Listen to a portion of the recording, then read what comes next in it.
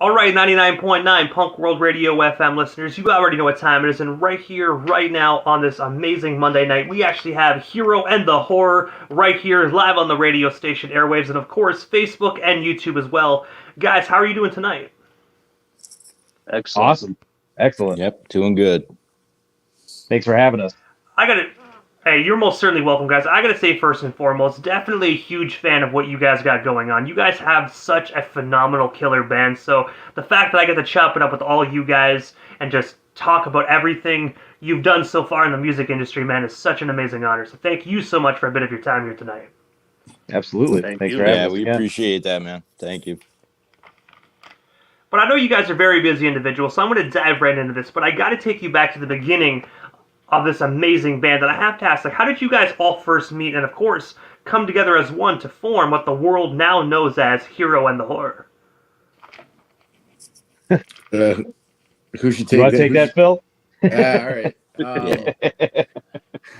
So I was talking to a mutual friend who linked me up with another our former guitar player, and he and I started jamming.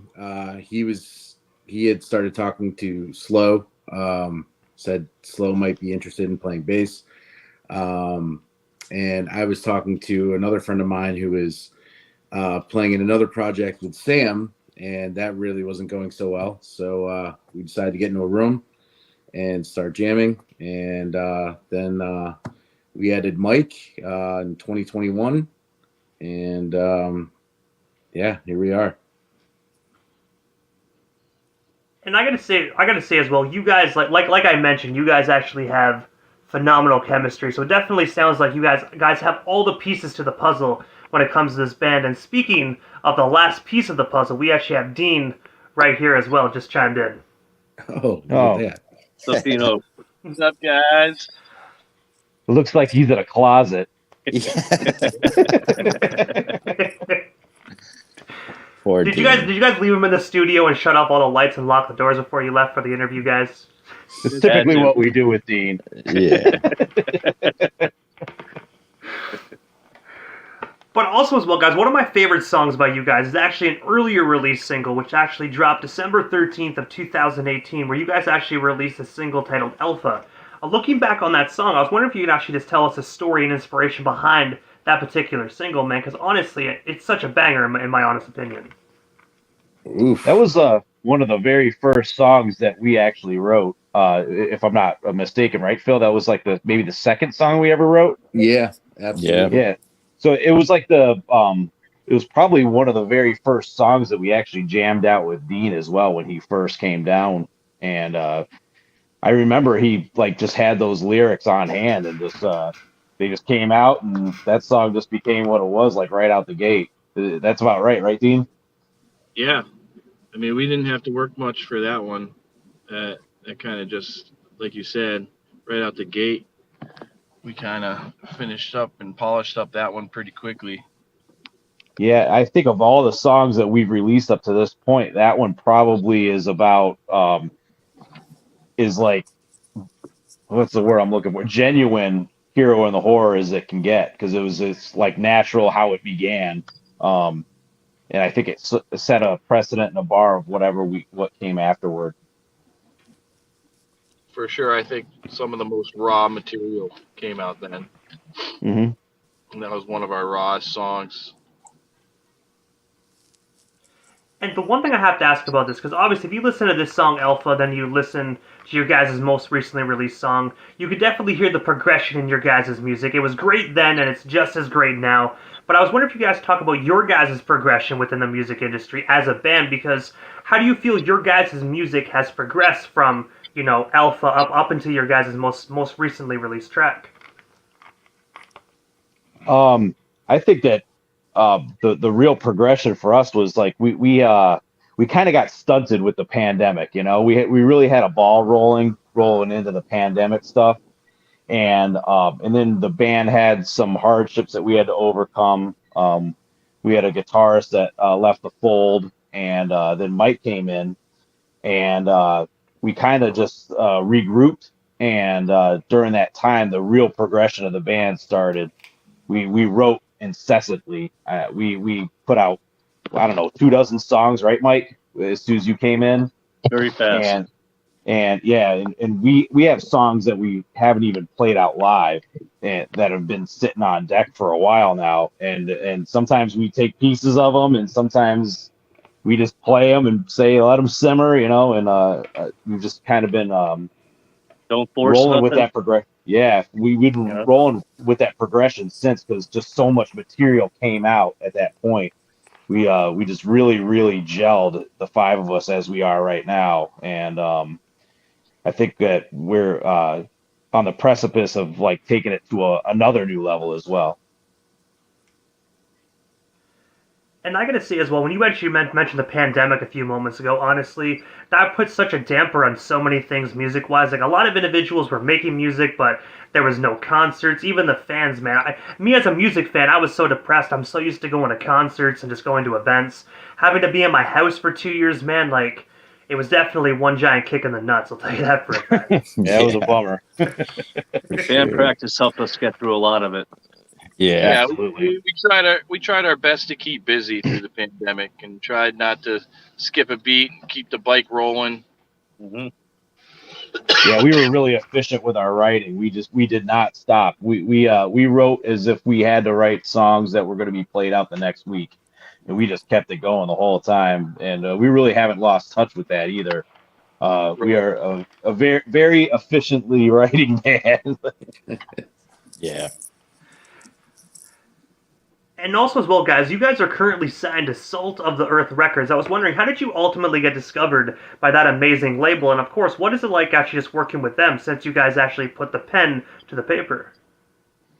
Well, it kind of started out, we were playing a lot of local shows, obviously, once we came out of the pandemic, and we were playing with some bands like Dead by Wednesday and Casting Shadows, and we kind of just started talking with Scott from Salt of the Earth, and it's kind of a mutual thing. Like when I had contacted him, he's like, "Dude, I've been on a kind of a Hero in the Horror binge this past week," and I'm like, "Perfect, that's exactly what I want to hear right now." And but it's Yeah. kind of, the ball just kind of rolled from there. We had some talks. We threw a little Cinco de Mayo party, and the Harringtons came down and hung out with us, and we kind of just got the ball rolling with the relationship between the label and the band, and it's been great. They do great work. They hustle. They have a lot of great work ethic. I can't say enough when it comes to that, and hopefully we just keep on that mode of transportation.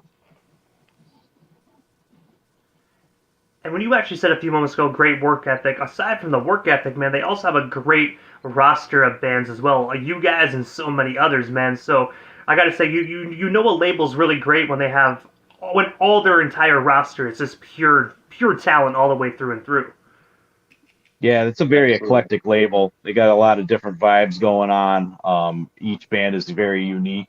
That's one thing that I really liked about the label. It wasn't cookie cutter one type of thing. It was a lot of different styles of things, and a lot of the bands on that label coexist with each other and help each other out too, which I really liked, especially with what we do, because we're not kind of a run of your mill type of sound. There's going to be a lot of people that may be afraid to like us. We like that fear.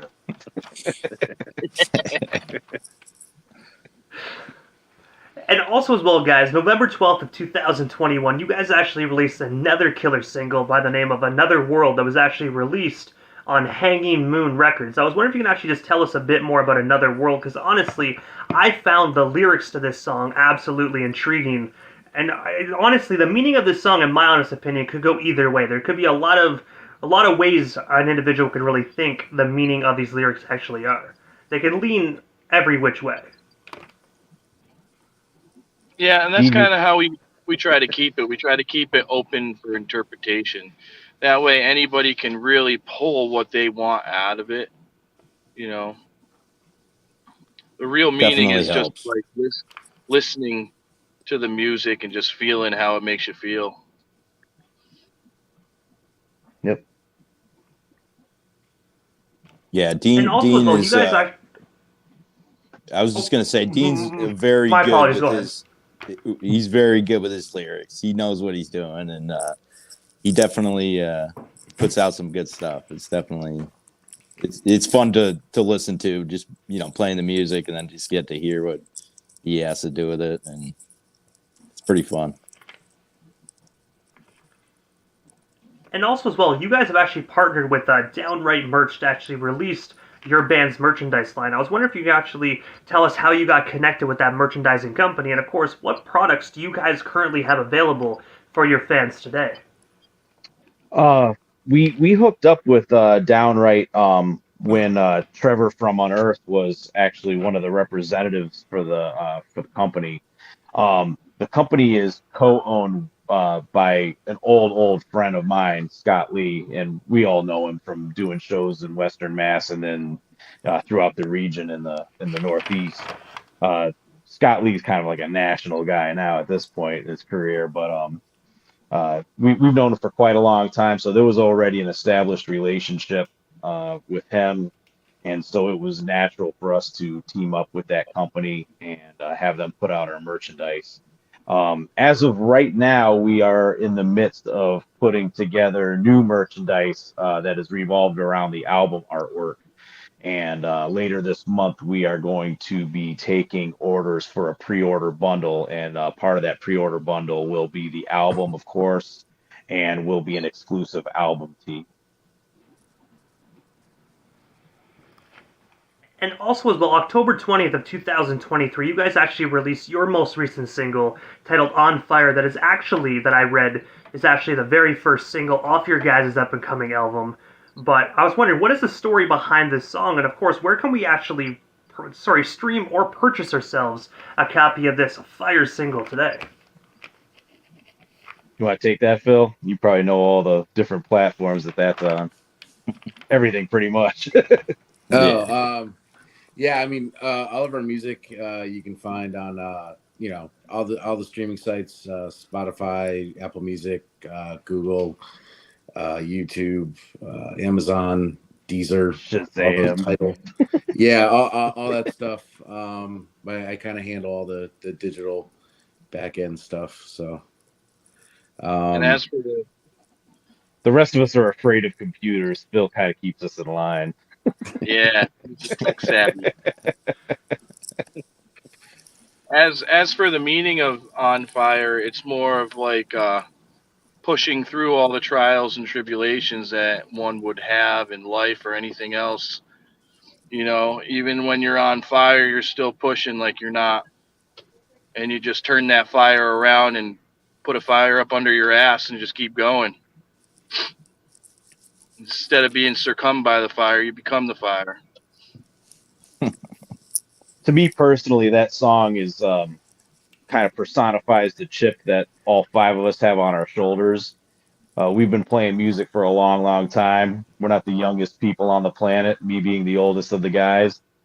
And, we just want to say, hey, we still got it. We can still tear this up just like anybody else. We got it. And, I don't know if I'm allowed to curse on this, but We are completely uncensored, so definitely swear away, man. fuck them if they can't take it, because we're coming out swinging. We're on fire. We're men on fire. We're going for it.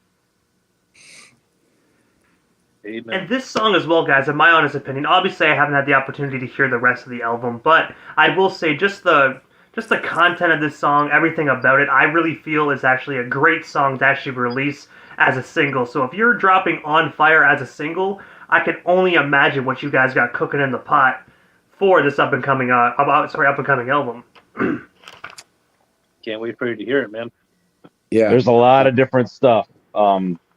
If you're listening to On Fire and you're expecting 10 more tracks of that, you're going to be surprised, because it takes you down a rabbit hole. No pun intended. One of the songs is called Rabbit Hole, but yeah, there's a lot of different things going on in this album.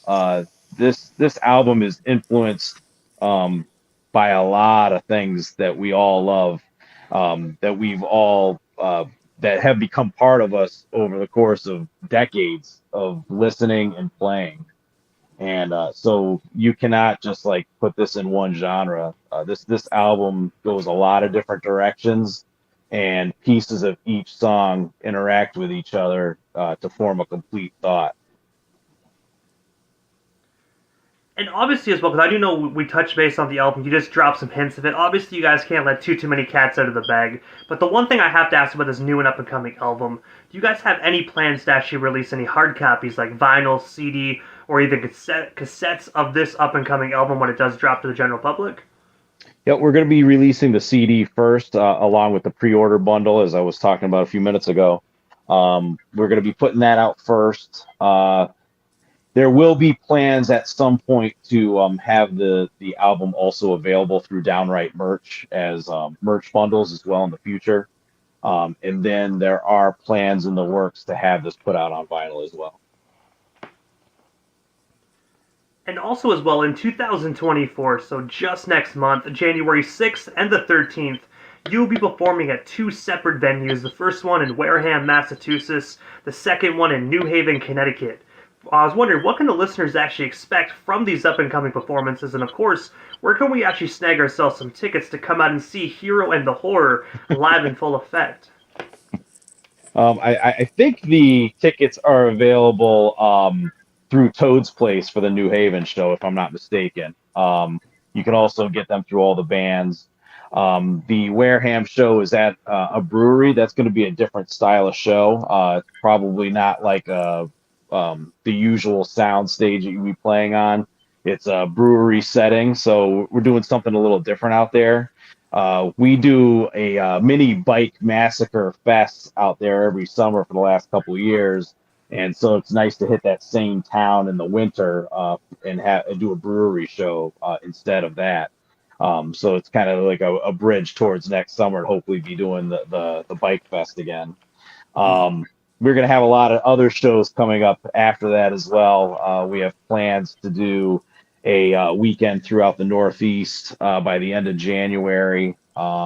Then we're going to be following that up with two CD release parties, one in New Hampshire and one in Massachusetts. And then we do have some tentative plans for a small run shortly thereafter as well.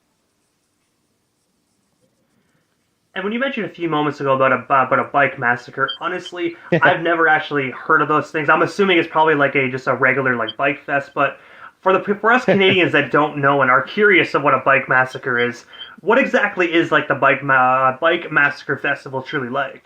This thing is totally different. Yeah, go ahead, Sam. All right. So, how to explain this? Let's see. It's thousands of little mini pit bikes that are pull start only, and they have a dirt track, and they set up races all day in heats for different bikes and different classes, things like that. Rain or shine, ripping. Yeah, rain or shine, ripping. And there's people from all over the U.S. that show up for this thing, and they camp and they bring trailers and everything like that. And then, there was that dude that drove his mini bike from Florida to come to it. Remember that? Oh yeah. And, it's wild, man. It's wild. It's kind of redneck, but really freaking awesome. They in between the races, they have a stage, a huge stage, and they have bands play in between the races, and then the races end like kind of late afternoon, and then there's bands for like the remainder of the night. And with fireworks. a big bonfire and fireworks. Stage and sound setup is proper. It's awesome. They do a good job. It's a legit festival, and it grows every year. There's just more and more people that show up every year. So I think this past year there was probably 1,500 to 2,000 people. And I will admit, I totally thought it was like a bunch of biker gangs kind of get together for like a biker festival. It totally wasn't what I was thinking of, but that right there, that's what you think it is, and then it's totally different. These are dudes in overalls and costumes riding these little mini bikes. It's amazing. Honestly, that honestly sounds kick-ass and super fun, man. If I was actually out in that area, straight up. I would do it. I wouldn't It's even a care. very unique situation. It's really cool, though. I wonder how many people actually get it confused. Like, think, oh, I'm gonna go like actual like. Does people ever get confused by the name and actually show up thinking, oh man, there's a big motorcycle fest? Then you show up and then you're the only guy there with an actual like normal regular size motorcycle. No, Hey, I they was roll one up of on their them. bikes too, man. They go I down the rolled up. I track didn't know and what to try think. and I showed up the first year and I was like, "What is happening right?" we set up. I next never to the saw so burnout many. pit. I've never seen so many coon caps in one place, and man, my family's from the south.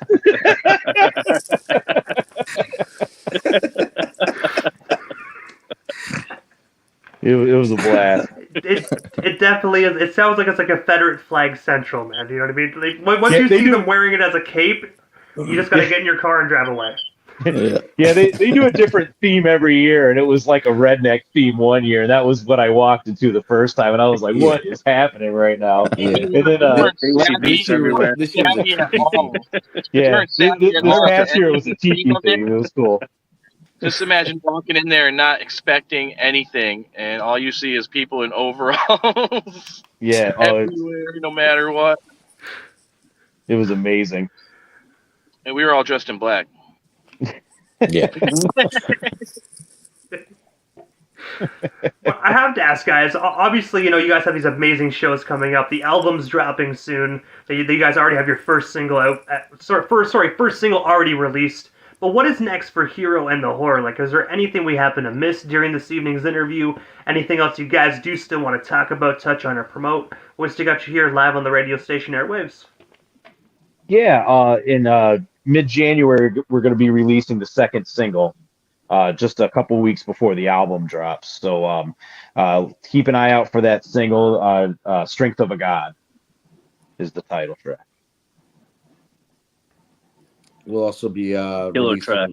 We'll also be releasing a video with that song as well. So. Oh yeah, we're recording a music video for that next weekend. That's probably a tidbit of information that we can talk about. Sorry, I'm already past my bedtime. I'm actually a pumpkin right now, just a talking pumpkin. Well, it looks like the Talking Pumpkin gave us an exclusive, so definitely. They might be, the other band members might be a little upset for releasing that sensitive information, but I'm pretty sure the fans are probably like, oh, sweet, music video. Yep. Yeah, it'll be fun. Yeah, we're looking forward to tracking it. We've got a couple of really cool locations, and we think it's going to look really good. So we're really looking forward to next weekend. But obviously, guys, before we actually part ways here this evening, I have to ask, because obviously I know how to follow Hero and the Horror on social media, but for people that might just be discovering you guys today, how can they go about following not only Hero and the Horror, but you guys as individual band members as well? We're linked sure. on everything. Yeah. Yeah. We're on all the Facebook, social media, Instagram, all the stuff. YouTube channels. And we interact with everybody. So like, if you bro down with us as a band, then you bro down with us as individuals too. We're totally cool, down to earth people. Hit us up. We love talking to new people, and anybody who's interested, we love it. Oh yeah. And It's I gotta say, authentic. first and foremost, guys, thank you so much for giving not only myself, but the radio station airways a bit of your time. Honestly, it was such an honor speaking with all five of you guys, just learning a bit more about the band that I've been coming to really enjoy. I'm super stoked for this brand new album when it does drop to the general public. Best believe I will be pre-ordering myself a CD because, one, I love CDs, and two, I love Hero and the Horror. So those two things go together like apple pie and whipped cream, man. So definitely need myself a copy of that CD. Thank you guys so much for a bit of your time, and hopefully down the line we can make this happen again sometime soon. Absolutely. Absolutely. Thank you, for brother. having us. Thank you. Hey, you're most certainly welcome, guys. Definitely have yourselves an amazing night and, of course, a kick-ass week as well. You too. You as well. Thank you.